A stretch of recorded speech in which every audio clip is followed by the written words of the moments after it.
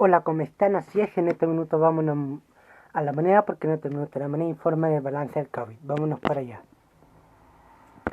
De la evolución de la pandemia por coronavirus hoy día 4 de enero. En primer lugar, agradecer a los canales de televisión de Arcatel y Anatel, agradecer también al equipo comunicacional de La Moneda. Y en un punto aparte, hoy día quiero agradecer a las radioemisoras pertenecientes a Archi y no Archi, y sobre todo y muy especialmente enviar mis condolencias por el fallecimiento de la gran periodista y mujer Manola Robles. Un saludo afectuoso de acompañamiento a la familia de Manola Robles y también a Radio Cooperativa, quien hoy día en una publicación bastante hermosa, en mi opinión, ha dicho que Manola Robles fue la voz insigne de Radio Cooperativa y una defensora de los derechos humanos. Me sumo, por otro lado, a la preocupación manifestada por varios especialistas. Entre ellos quiero destacar, en este caso, la voz prudente, pero que comparto del secretario del Colegio Médico, con respecto al aumento de casos de contagios por coronavirus. En los últimos 7 días, el aumento alcanza a nivel nacional a un 32% de aumento. Y esto nos debe llamar la atención y preocupar a todos los ciudadanos de Chile, sin lugar a dudas. En este aumento destacan algunas regiones como Arica, Antofagasta, Valparaíso y Los Lagos. El presidente ha pedido una sesión o una reunión especial de la subsecretaria de Prevención del Delito y de la subsecretaria de Salud Pública con los intendentes y seremis de estas regiones para implementar planes especiales para tratar de disminuir obviamente la diseminación viral. Estas regiones sobrepasan el promedio nacional y es por eso mismo que nos tiene preocupados. Hago un llamado una vez más a respetar las normas sanitarias, el distanciamiento físico, el lavado de manos, el uso correcto de la mascarilla y obviamente, ya lo dije el otro día, lo que dijo la doctora Lavanch, salga solo a hacer los trámites estrictamente necesarios. Si no tiene que salir, obviamente no salga. Quiero además destacar hoy día una excelente publicación de Rivas y Gallardo en un diario de circulación nacional, donde en base a las cifras del DEIS se concluye que 1 de cada 4 fallecidos en la región metropolitana en el año 2020 fue atribuido a COVID-19. Con respecto al 2019 y en el 2020 a nivel nacional se constata un aumento de muertes de 15.700 personas, es decir, un 14% de aumento. Y en la región metropolitana, en cambio, el aumento es mayor. 9.565 personas, mayor me refiero en porcentaje, más que el 2019, lo que acusa un aumento del 23% de fallecidos en la región metropolitana a causa del coronavirus.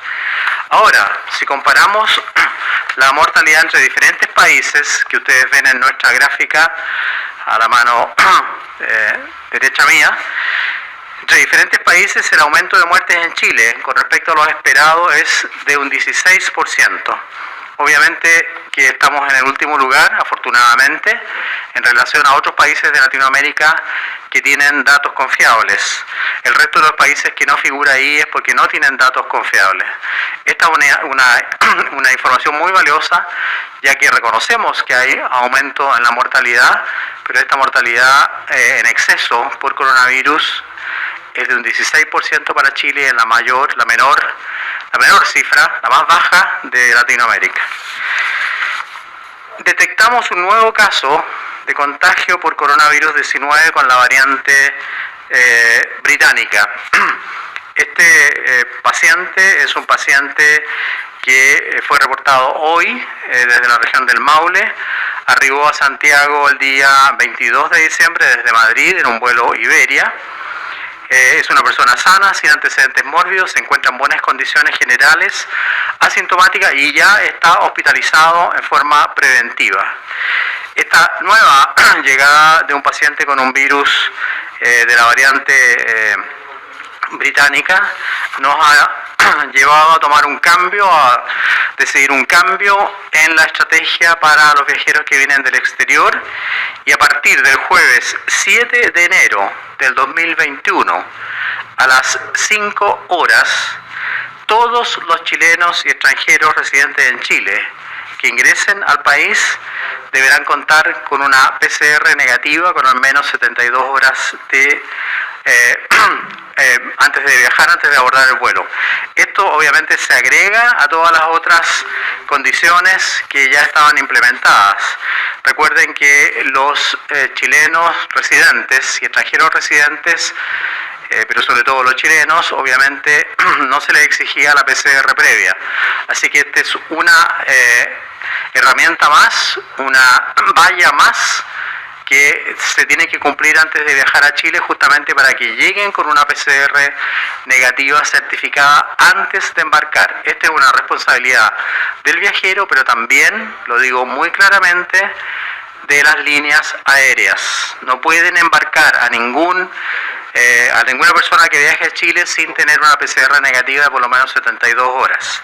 PCR negativa, además deberá hacer cuarentena obligatoria por 10 días, la cual puede terminar al 7º día con una PCR negativa hecha acá en Chile. Debe completar el pasaporte sanitario. Si es chileno, obviamente que cuenta con un seguro de salud, ya sea FONASA o ISAPRE. Si es extranjero, tiene que traer un seguro de salud y conocer, obviamente, y respetar las normas sanitarias. Repito que esto es agregamos esta valla, esta nueva prueba para que tengan que embarcarse los chilenos y extranjeros residentes en Chile también con PCR negativo. Si no, no van a poder ingresar al país. Deberán, obviamente, ser devueltos al lugar de origen. Así que una advertencia muy muy importante para las líneas aéreas y para los viajeros. En relación a las cifras, para el día de hoy tengo que comunicar que el día de hoy se reportan, según el DEIS, 2.450 nuevos casos, de los cuales 1.751 son sintomáticos y 641 son asintomáticos. ¿Qué significa esto? Que son pacientes que son encontrados por búsqueda activa de casos.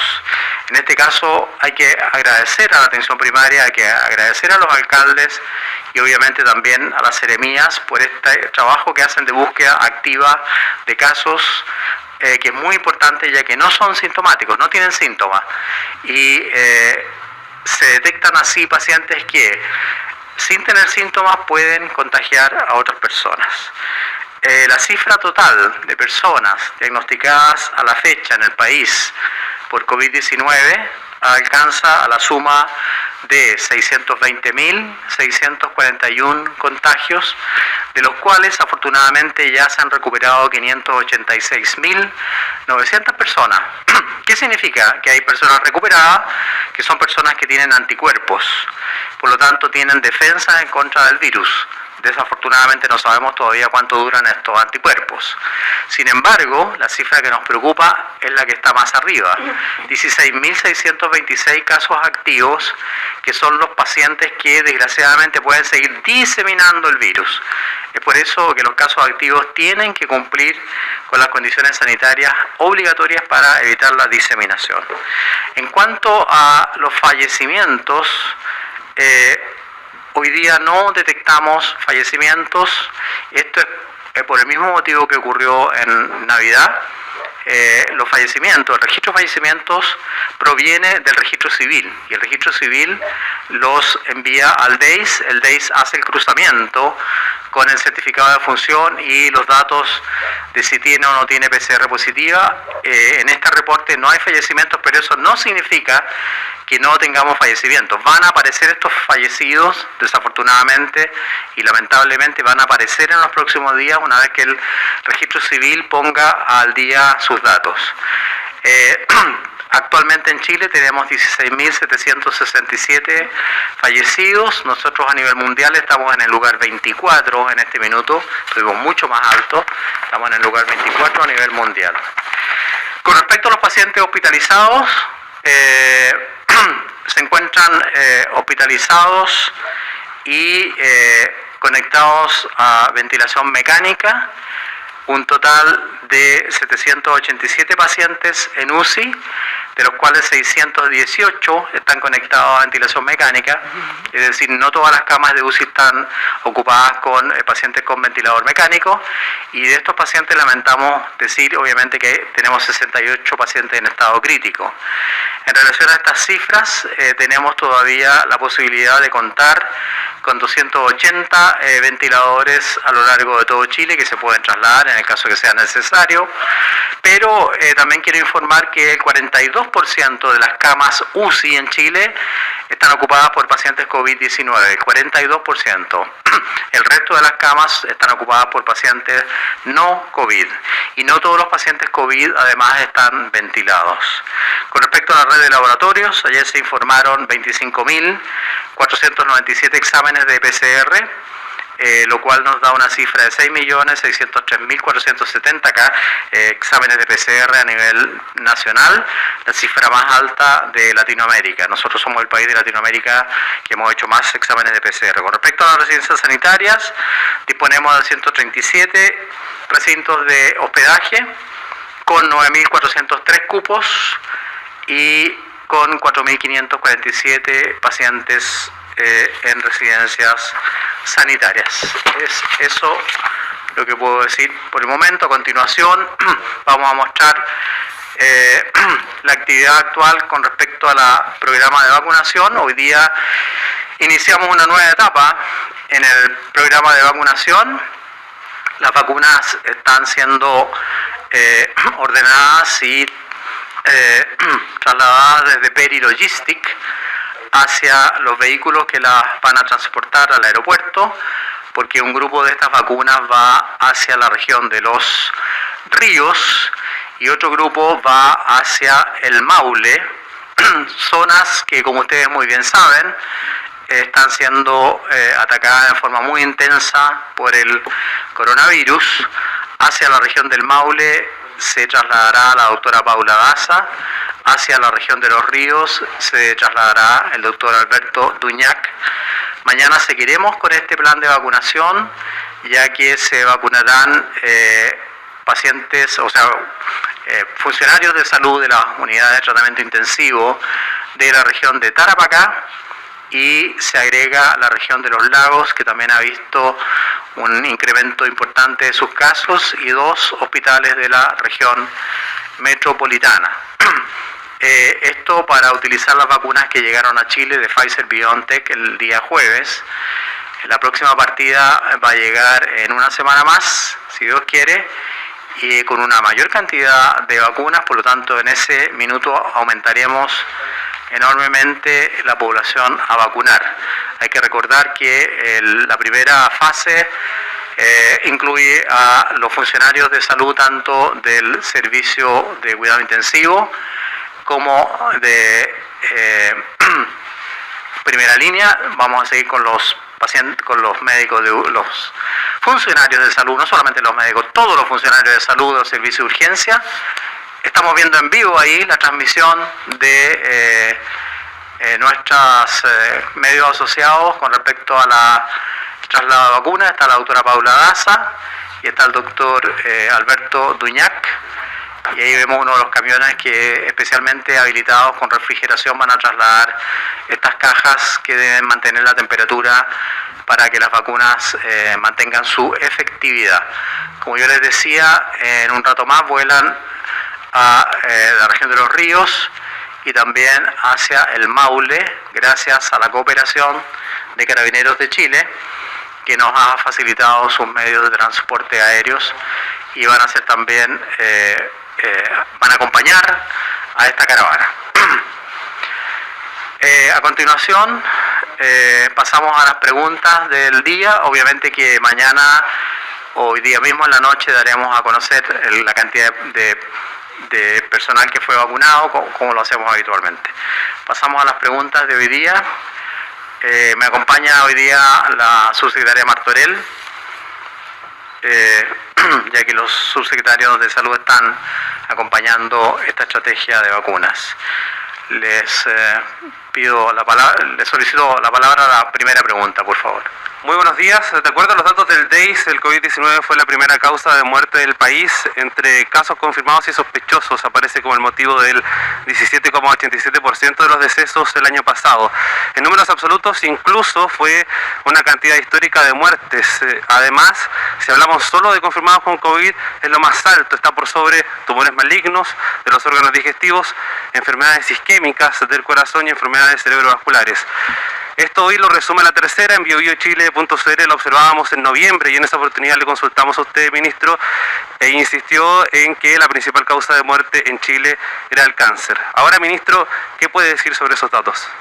Bueno, evidentemente nombré este artículo en mi relato porque me pareció muy interesante y muy bueno además el trabajo de sus colegas Rivas y Gallardo de La Tercera, yo no la nombré antes, y obviamente teniendo el resultado de las estadísticas hasta diciembre de este año, o sea, hasta fin de año, evidentemente que hay un aumento en la cantidad de fallecidos en Chile, que se atribuye en un 14% a nivel nacional a causa del coronavirus. Sin embargo, a nivel de la metropolitana, incluso ese porcentaje es mayor, alcanza cerca del 23%. Y hay regiones que tienen, digamos, cifras incluso un poco mayores y otras que tienen cifras menores, y eso obviamente que nos preocupa enormemente. Ahora, es muy importante resaltar algo que no sé si está en detalle en el artículo, pero que sí lo dio el DEIS, y que a nosotros nos llama mucho la atención y creo que los jóvenes sobre todo tienen que escuchar esto. El porcentaje de decesos en el bloque de 60 a 69 años es de 21,64% atribuido al coronavirus, y en los mayores de 70 años es también de un 21%. ¿Qué significa esto? Que probablemente los que se enferman son más jóvenes, como hemos dicho últimamente, pero los que fallecen son los mayores de 60 años. Al revés, en los menores de 50 años, entre 30 y 49 años, solamente el 4,94% de las muertes son atribuidas, las muertes en exceso son atribuidas a COVID-19. O sea, la gente joven se enferma, fallece menos, pero lleva el virus a el adulto mayor, que a veces tiene una enfermedad crónica. Yo, respondiendo a su insinuación o pregunta, en el sentido de que antes insistí en que eran otras las causas, era porque todavía no se había determinado la estadística total, pero ahora hay que reconocer que a fines, completando la estadística hasta 31 de diciembre o 30 de diciembre, evidentemente que hay un aumento de fallecidos por COVID-19 en Chile. Muchas gracias. ¿Es entonces la primera causa de muerte en el país durante el año 2020? En este momento sí. Las estadísticas son así, y en este momento 1 de cada 4 muertes en la región metropolitana, por ejemplo, fue atribuida justamente a COVID-19. Ministro, buenos días. Buenos con días. Respecto a lo que pasa en las playas, algunos alcaldes de distintos balnearios están preocupados por este permiso de vacaciones, dicen que se va a traducir en aglomeraciones y que no se les avisó, no se les consultó antes con respecto a cómo se podía implementar este permiso, no están las capacidades para fiscalizar tampoco adecuadamente a toda la gente que llegue en masa con este permiso al balneario Cartagena, específicamente al Garrobo, son los alcaldes que han manifestado preocupación. ¿Se tuvo que conversar previamente esta decisión o fue un tanto inconsulta? Muchas gracias por la pregunta. Voy a aprovechar que me acompaña la subsecretaria de Prevención del Delito, Catherine Martorell. Yo creo que siempre es bueno dialogar y conversar y preguntar. Algunas decisiones hay que tomarlas también con el diálogo. Le voy a ceder la palabra a la subsecretaria Martorell con respecto a las críticas de los alcaldes, o las sugerencias más bien diría yo de los alcaldes. Muchas gracias, ministro. Bueno, es importante señalar que nosotros de manera permanente permanente tenemos reuniones con los intendentes de las distintas regiones donde se va determinando cuáles son las necesidades de las distintas comunas. Ese es un trabajo que se hace siempre para coordinar las medidas de fiscalización y también para establecer las medidas especiales que se deben adoptar, tanto desde la perspectiva de la salud como de la fiscalización en las regiones, porque las realidades no son iguales. Dicho eso, este es un permiso que tiene como objetivo que las personas que viven en comunas o se encuentran en comunas fase 2 puedan ir a comunas ya sea fase 2, 3 o 4, o personas que se encuentran en comunas fase 3, 4 o 2 puedan ir a una comuna en fase 2. Desde las comunas que están de fase 3 en adelante, como es el caso por ejemplo de Cartagena o Algarrobo, esas comunas no han requerido de este permiso especial. Por lo tanto, todas aquellas comunas que están en fase 3 permiten los viajes interregionales como se ha hecho siempre en el plan paso a paso. Quisiera señalar además que este permiso establece restricciones. Primero, existe un máximo de temporalidad para trasladarse de 48 horas. El único lugar en el que se puede dormir es el lugar en que se ha establecido o determinado el permiso. Es decir, si yo voy a una comuna determinada, una dirección determinada, ¿puedo trasladarme dentro de la misma región en otras comunas que se encuentran en fase 3? Sí, pero tengo que volver a pernoctar o a dormir todos los días al lugar donde establecí la dirección. Esa información además es fiscalizable, por lo tanto, las autoridades fiscalizadoras, ya sean del Ministerio de Salud o Carabineros, Policía de Investigación o las Fuerzas Armadas, pueden ir a verificar a los distintos domicilios donde se inscribió este permiso, que las personas que están ahí sean las que dice el permiso. Hay que recordar que aquí hay una declaración jurada también, y que es el lugar donde se ha determinado por el tiempo que se ha establecido el permiso. También es importante señalar que no se puede utilizar este permiso en horario de toque de queda, y también que hasta el día de hoy se han solicitado 16.500 permisos. Hay alrededor de 10.800.000 personas en fase 2, en transición. Así que esperamos que este permiso se adopte y se cumpla en la forma en que ha sido establecido. La fiscalización se va a realizar tal como señalé. Todas las personas deben incorporar el domicilio al cual van a ir, en el que van a estar, y eso es conocido por las autoridades sanitarias. Y también es muy importante decir que así como se entregan libertades, si es que la situación sanitaria lo permite, si es que la situación sanitaria empeora, se retrocede. Y esa ha sido la postura que ha tenido el gobierno de manera permanente en esta materia, y por lo tanto, si no están las condiciones para este permiso, se va a tomar la decisión que sea necesaria para resguardar la salud y la vida de las personas. Muchas gracias, subsecretaria Martorell. Ministro, con respecto a este nuevo caso que usted mencionaba con la nueva variante, ¿sus contactos estrechos están aislados, los contactos cercanos están trazados? Se lo pregunto porque no vaya a ser que pase lo de la vez pasada con la subsecretaria Daza. Causó polémica este cartel donde pidió que los contactos llamaran al ministerio para poder trazar esos casos. Me refiero a lo de ahora. ¿Esto ya está trazado? ¿Están aislados estos casos de la nueva variante? Todos los contactos ya fueron identificados, puestos en cuarentena, incluso preventiva, y se les tomó PCR.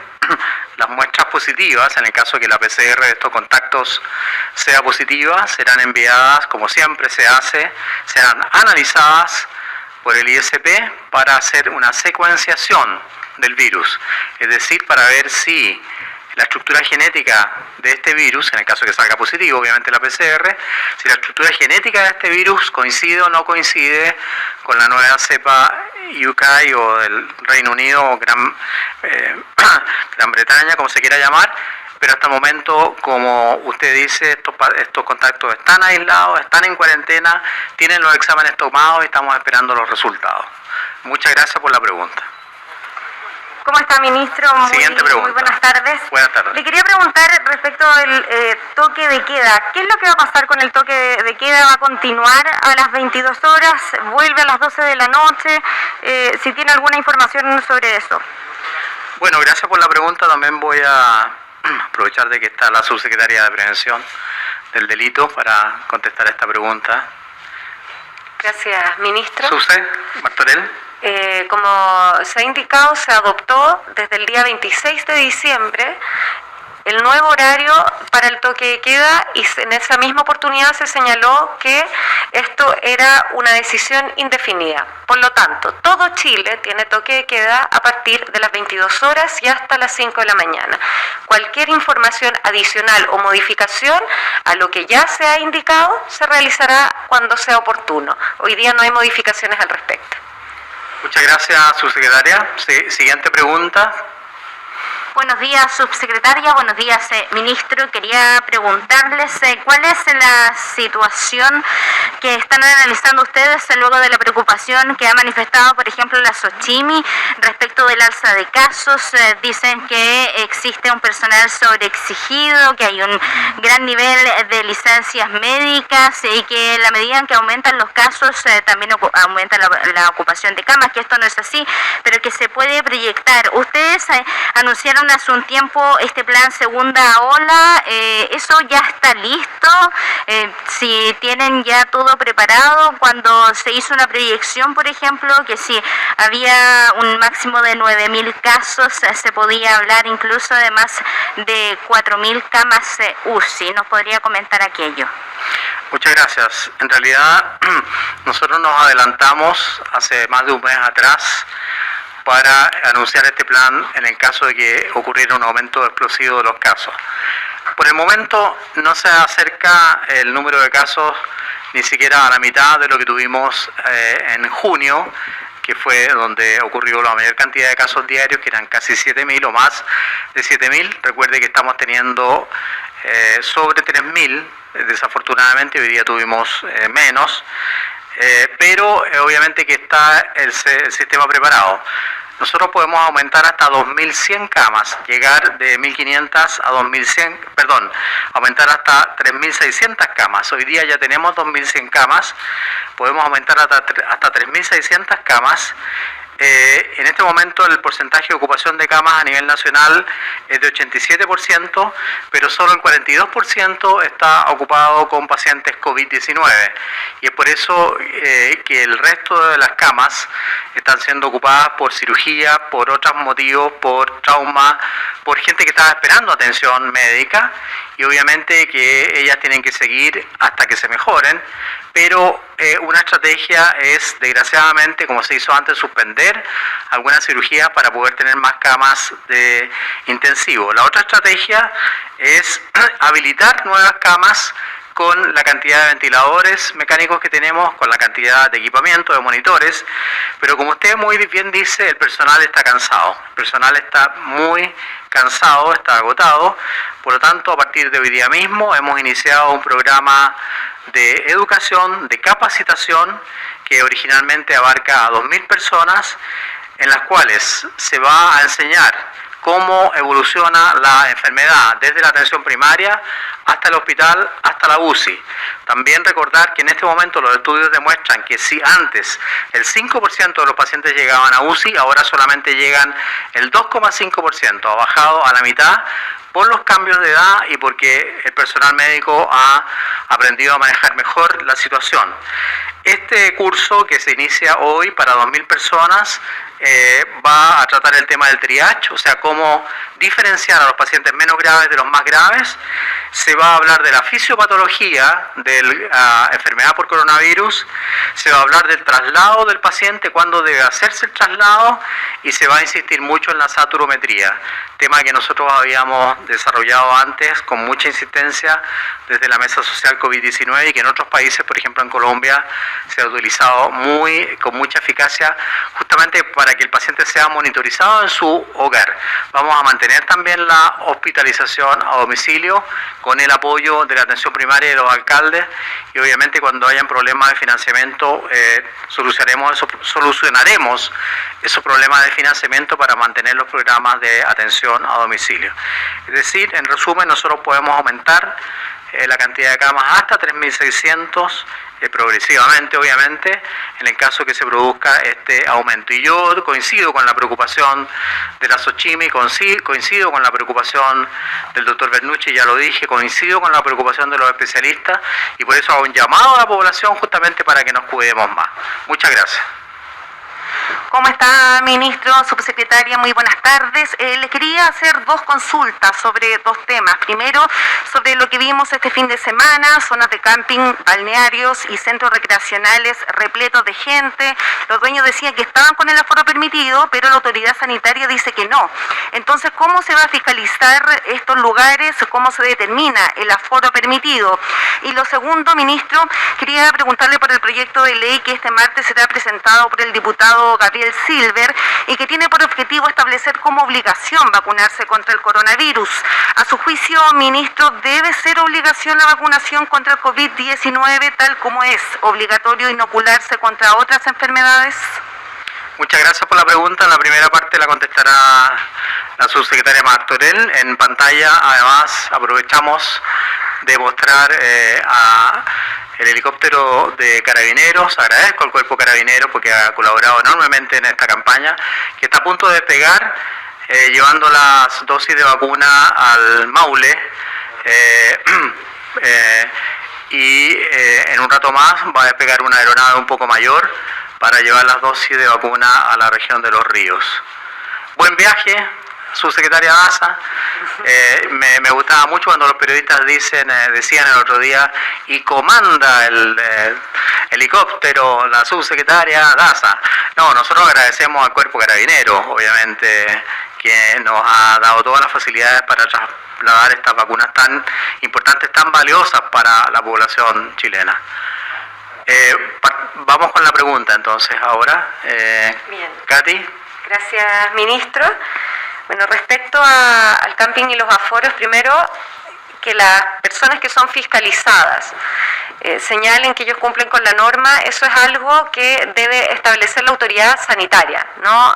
Quienes tienen, digamos, que cumplir con lo que la autoridad sanitaria señala, y es por eso que se realizan fiscalizaciones, y en esas fiscalizaciones se determina la responsabilidad desde dos perspectivas: responsabilidad penal, cuando la hay, y también responsabilidad sanitaria administrativa, que termina con un sumario en el que se establecen multas altísimas en el caso de que no se haya cumplido con las medidas sanitarias.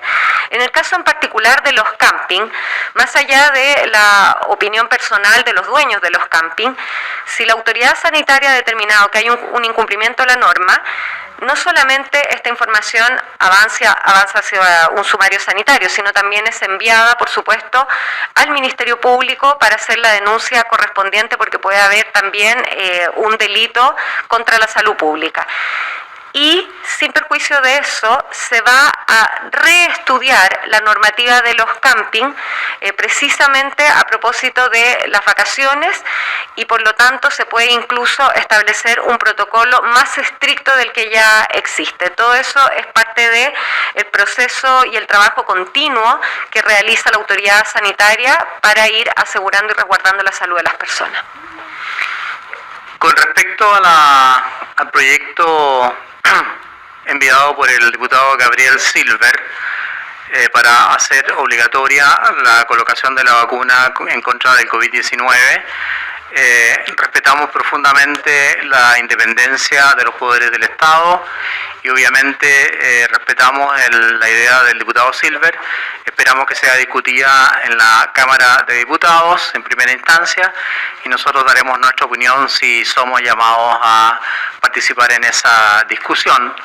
En Chile en general la cobertura de vacunas, en el caso de la influenza, por ejemplo, es sobre el 80%, casi el 90%, por lo tanto esperamos que ocurra lo mismo con la vacuna en contra del coronavirus, y aquí va despegando el segundo aparato, el avión que va mostrábamos el avión que va a la región de Los Ríos con vacunas para todos los hospitales de esa región, y el helicóptero que va despegando hacia el Maule con vacunas para ciudades como Curicó, Talca, etcétera, que obviamente también tienen hospitales y unidades de cuidado intensivos que han cumplido una gran labor.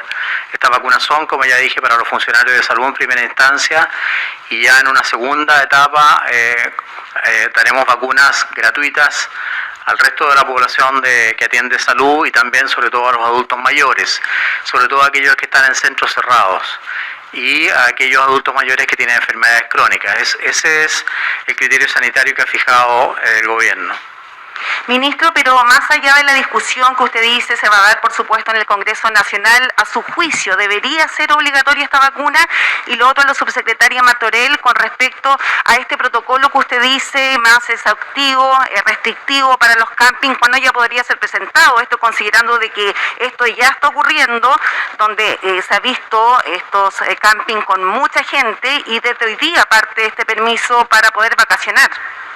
Voy a utilizar una frase que utilizan mucho ustedes los periodistas y que dice: como es una noticia en progreso y yo necesito leer el proyecto de ley antes de darle mi apoyo, muy importante leer la redacción del proyecto. Como ya dije, probablemente el Parlamento nos va a llamar a participar en esta discusión, y ahí, teniendo todos los antecedentes en la mano, daré mi opinión, y obviamente también tengo que pedir la asesoría de la SECPRES con respecto a esta iniciativa. Le cedo la palabra a Katy Martorell, esta última pregunta. Gracias, ministro. Quiero aclarar el punto. Hoy día existe un protocolo.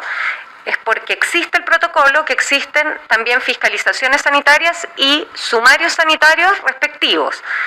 Dicho eso, es muy importante avanzar en protocolos que sean más eficientes, más efectivos y que se van relacionando con la realidad que vamos viviendo todos los días.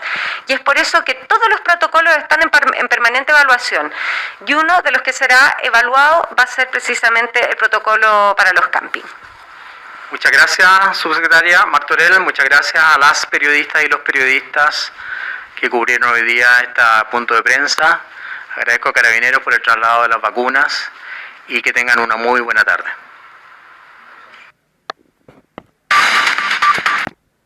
Terrible o no, terrible. Bueno, ahí no significa que ahora viene en breve el balance, es lo que estábamos viendo en antes.